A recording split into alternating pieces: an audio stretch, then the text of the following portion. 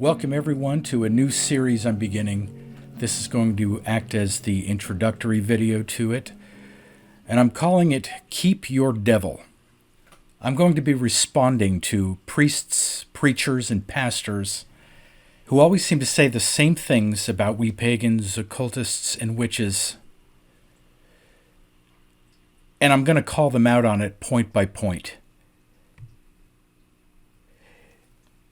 Usually this begins either literally or figuratively with them wagging a presumptuous, condescending finger in our faces, saying, "You poor lost soul, you don't know what you're doing.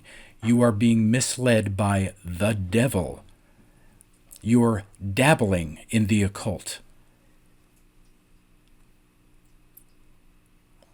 There's always this assumption that we don't know what we're doing, but they do, right?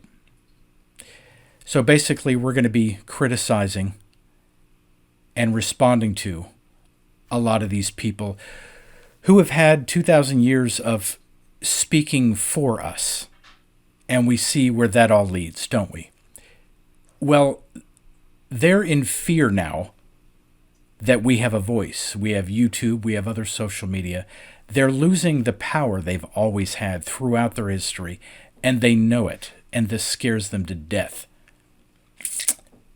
I'm here to have a little fun putting my voice along with others.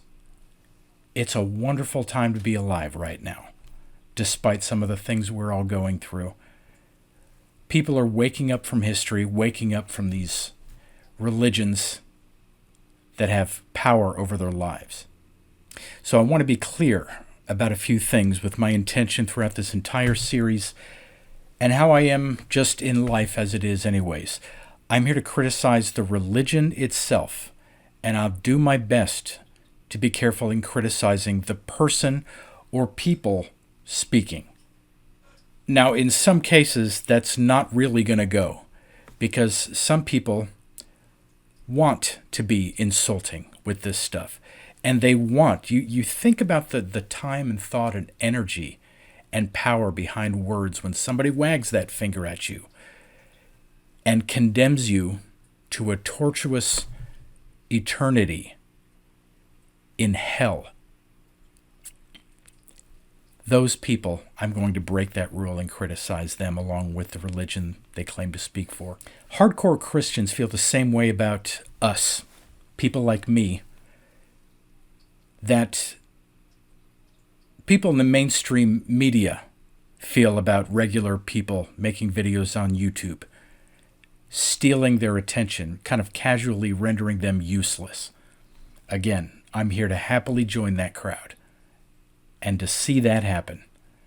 I'm here to actively reject people who project their own fear and evil onto us.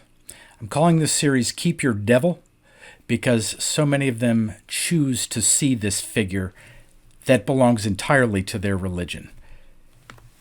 Everywhere they look, they put him there and then say, "See, I told you, look, he's there." Yeah, he's there because you put him there. I reject this figure that you project onto me and us, and I hold a mirror up to you and your intentions. The church's time is over to have monopoly on information and on people spiritually.